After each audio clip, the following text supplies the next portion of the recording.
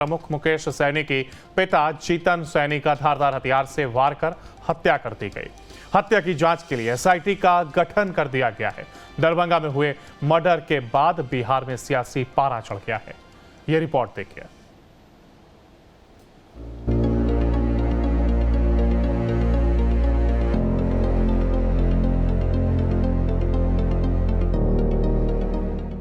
तारीख 7 जुलाई 2024। जगह बिरौल, दरभंगा।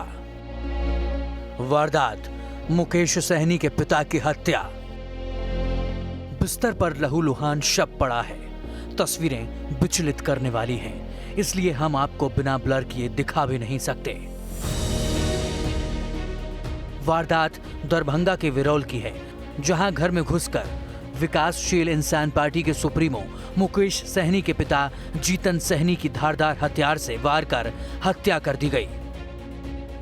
सरकार पूरी तरह मुस्तैदी से मुकेश सहनी जी के परिवार के साथ खड़ा है और शीघ्र से शीघ्र कार्रवाई की जाएगी।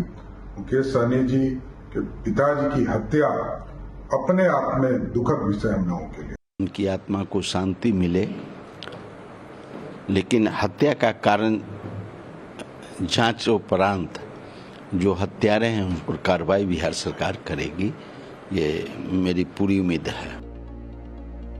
जीतन सहनी का शव शत विशत अवस्था में उनके घर से मिला। मौके पर घर का सामान बिखरा पड़ा है। बताया जा रहा है कि रात के अंधेरे में अपराधी मुकेश सहनी के घर में दाखिल हुए। वो चोरी की वारदात को अंजाम देने की फिराक में थे। अपराधियों का विरोध करने पर जीतन सहनी की धारदार हथियार से हमला कर हत्या कर दी गई। सुबह जानकारी मिली है कि माननीय पूर्व मंत्री मुकेश सहनी जी के पिताजी जीवन सहनी जी जीतन सहनी जी की जो है वो हत्या की गई है। घटनास्थल का मुआयना किया गया है, देखा गया है। उसमें प्राइमा फेसिया जो दिखता है उसमें लगता है कि कोई चोरी के नियत से आया है घर में, और उसमें ऑब्स्टेंड किया गया है इनके द्वारा। उसमें जो है वो गंभीर रूप से घायल करते हुए इनकी हत्या हुई। जैसे ही लोगों को जीतन सहनी की हत्या की खबर मिली, भीड़ लग गई। दरअसल जीतन सहनी गांव में अकेले ही रहते थे। मुकेश सहनी के 2 भाई और एक बहन है। मुकेश सहनी और उनके भाई संतोष सहनी घर से बाहर रहते हैं। उनकी बहन की शादी हो चुकी है और वो मुंबई में रहती हैं। हत्या के वक्त मुकेश सहनी दिल्ली में थे। वो दरभंगा के लिए निकल चुके हैं। संतोष सहनी भी महाराष्ट्र के औरंगाबाद से अपने घर को निकल चुके हैं। मुकेश सहनी के पिता की हत्या के बाद बिहार में सियासी उबाल है। ये अत्यंत ही दुखद है और इससे हम लोग मर्माहत हैं, लेकिन शासन और प्रशासन में बैठे हुए लोगों को जवाब देना पड़ेगा। अब जनता शांत नहीं बैठेगी। जब राजनेता के परिवार सुरक्षित नहीं है तो आम लोग तो भगवान भरोसे हैं। बिहार में अपराधी राज कायम हो गया है, अपराधियों का तांडव हो रहा है। ये मैं दुख जताता हूं और इतना जरूर कहूंगा कि अपराधी बच नहीं पाएगा और राज्य सरकार इसके प्रति गंभीर है, जैसा कि मुझे बताया गया है। मुकेश सहनी के पिता की हत्या ये निश्चित रूप से मर्मांतक है, दुखद है और पीड़ाजनक है।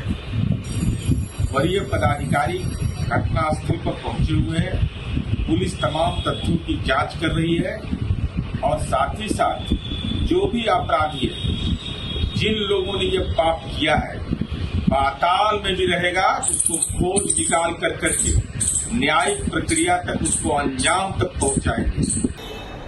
एक संघर्षशील लीडर मुकेश जी के पिता की हत्या, इन्हें लॉ एंड ऑर्डर से कोई मतलब नहीं।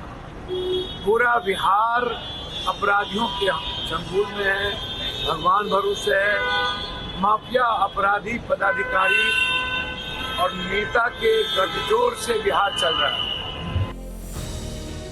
इस बीच पूरे हत्याकांड की जांच के लिए एसआईटी का गठन कर दिया गया है।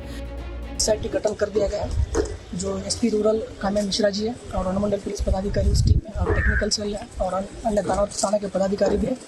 टीम गठन कर दिया गया है और हम लोग एफएसएल टीम, टेक्निकल सेल का टीम और हर जो हमारा जो हमारे पास जो टीम्स हैं सब टीम को लगाए गए हैं। हम लोग सीरियसली इसको काम कर रहे हैं।